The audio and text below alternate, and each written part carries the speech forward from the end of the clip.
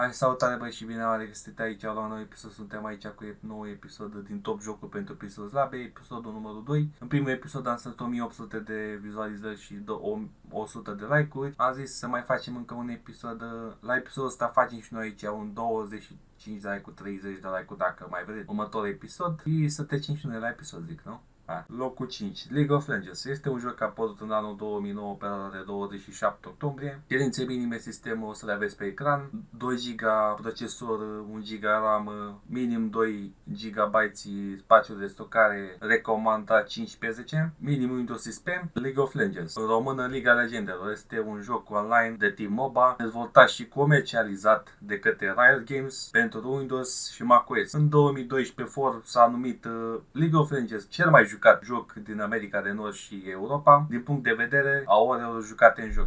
În ianuarie 2014, peste 67 de milioane de persoane au jucat League of Legends. 27 de milioane într-o singură zi, 7,5 milioane de jucători au fost conectați în același timp. League of Legends a generat o comunitate competitivă activă care este în continuare în creștere în Europa și în America de Sud. Prima cea mai importantă hartă în câmpurile dreptății Field of Resistance, Riftul Invocatoriu Sunmer Rift, este considerată etalonul competiției în League of Legends. Acțiunea se împarte de obicei în faze distincte, începutul cu duelul între adversari de procurare și culminând cu lupte de echipă pe dimensiuni legendare. Riftul Invocatoriului este un ametist pe diagonală și are 3 culoare către bază dinamică. Fiecare culoare este apărat de câte 3 turnuri și un inhibitor. În timpul ce Nexusul este apărat de câte 2 turnuri. Și în opinia mea mi se pare destul de bun jocul și vă recomand să-l încercați. Aia să zice la următorul joc. Locul 4. Mafia 2. Mafia 2 este un joc de tip single player, al doilea din seria Mafia City of the Lost Seven. A fost dezvoltat de 2K Czech, publicat de 2K Games. Inițial a fost anunțat în august 2007 la conferința de jocuri de la Leipzig. A fost lansat în august 2010 pe Windows, PlayStation 3 și Xbox 360. Aveți cerințe minime pe ecran,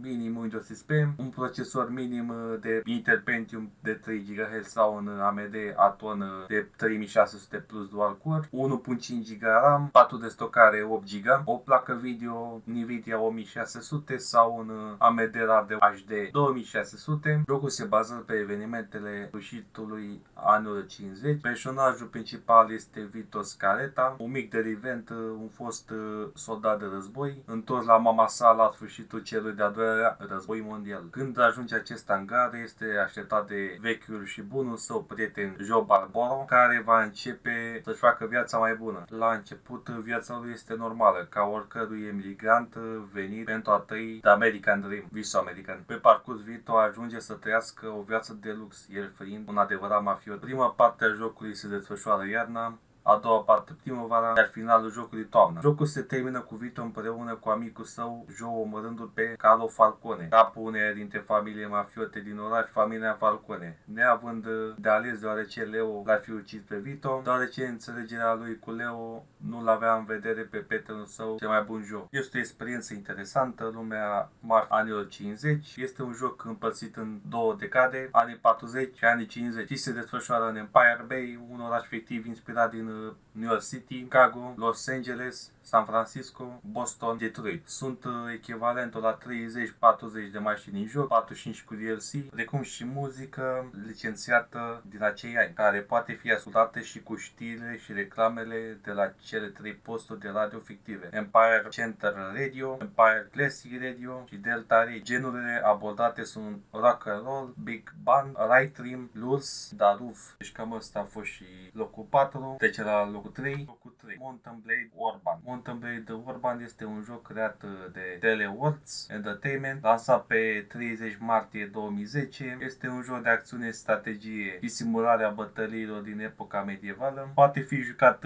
single player și multiplayer. Single player poți juca în modul custom battle, în care poți să-ți alegi personajul cu care vei juca, unde trebuie să desfășoară bătălia și câți oameni vor participa la aceasta. În modul story poți crea propriul personaj și să investești puncte în mai multe abilități care te va ajuta mai târziu. Și poți începe aventura într-o lume medievală în care să alegi ce vei face sau cu cine te vei întâlni. De exemplu, vasali, regi, oameni de rând, țărani, domnițe. Sunt 5 popoare: Kingdom of Swabia, Kingdom of Vegas, Kingdom of Orogoros, Sarane Sultana și Cani Canate. Fiecare condusă de câte un rege. Poți achiziționa arme, armuri, cai, mâncare pentru oamenii tăi, poți participa la turnee, poți intra în taverne pentru a angaja mercenari pentru armata ta, pentru a vinde prizonieri, chiar și pentru a cumpăra cărți care îți îmbunătățesc abilitățile. Poți să te căsătorești cu o domniță și mai multe alte lucruri. Locul 2. GTA San Andreas sau Sam. Bă, jocul ăsta îmi plăcea mult când eram mic. Hai să vă spun și eu ceva despre el.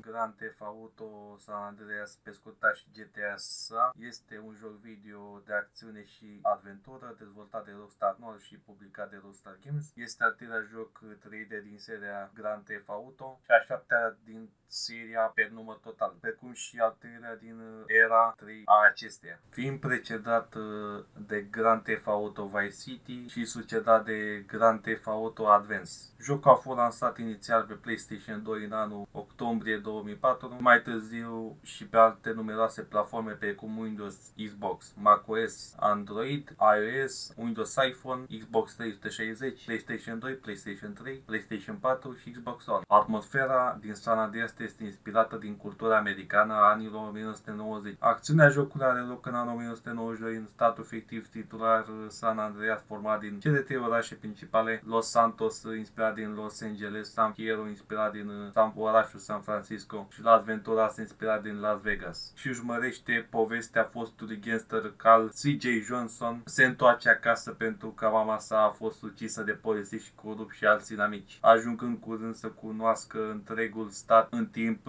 ce caută să se îmbogățească prin diferite mijloace și să se răzbune pe toți cei care i-au greșit. După lansare, San Andreas a avut un succes comercial și critic, având în prezent peste 21,5 milioane de copii vândute și devenind astfel cel mai bine vândut joc din anul 2004 și prin PlayStation 2 din toate timpurile. Jocul rămâne popular în prezent și este considerat unul dintre cele mai memorabile și importante jocuri din a 6-a generație a industriilor jocurilor video, datorită lumii sale și detaliate a elementelor de RPG, în special de nivelul ridicat de costumizare a protagonistului. La ceva timp a apărut și Sampu și, după cum vedeți și voi, încă mai este și acum Sampu. De asta îl consider, în opinia mea, pe locul 2. Hai să vedem ce e pe locul 1. Pe locul 1, Star Wars Battlefront 2 din 2005. Star Wars Battlefront 2 este un joc din 2005, first person shooter și third person shooter, joc bazat pe franciza Star Wars. Pentru cei care sunteți pasionați de Star Wars, vă recomand jocul ăsta, dezvoltat de Pandemic Studios și publicat de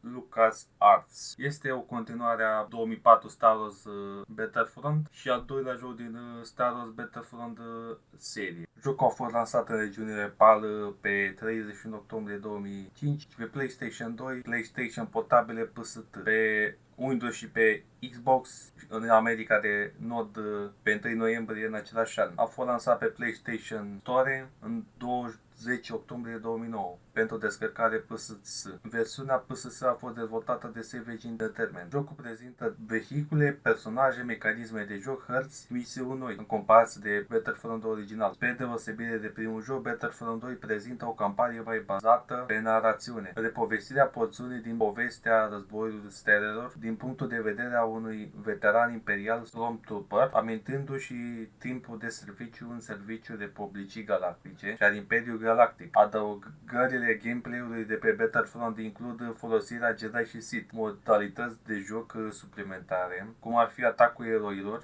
și bătălii spațiale bazate pe obiective, ceea ce în unele jocuri acum zilele noastre nu mai găsim pe Star Wars. Jocul este povestit ca autobiografie a unui veteran clonă necunoscută, care povestește numeroase bătălii ale regiunii 501, inițial parte a Marii Armate a Republicii. Chiar 505-a este desfășurată pentru prima dată în bătălia de la Geonosis, la începutul războiului clonelor, unde capturează un avampost separatist ocupat de droizi și se luptă cu genosisii în următorii 3 ani. Legiunea se dovedește a fi una dintre cele mai eficiente din armata clonelor. Îi se atribuie cele mai imposibile misiuni de-a lungul războiului clonelor. Cam asta ar fi povestirea mea despre jocul ăsta. Eu recomand pentru că îmi place Star Wars-ul. Depinde, poate voi vă place alte jocuri, oricum o să mai fac episoade. Și na, dacă v-a plăcut episodul de azi, nu uitați să apăsați un buton de like, un subscribe, un share, un comentariu. Până data viitoare, eu am fost Cosmin și v-am salutat. Ceau, bă,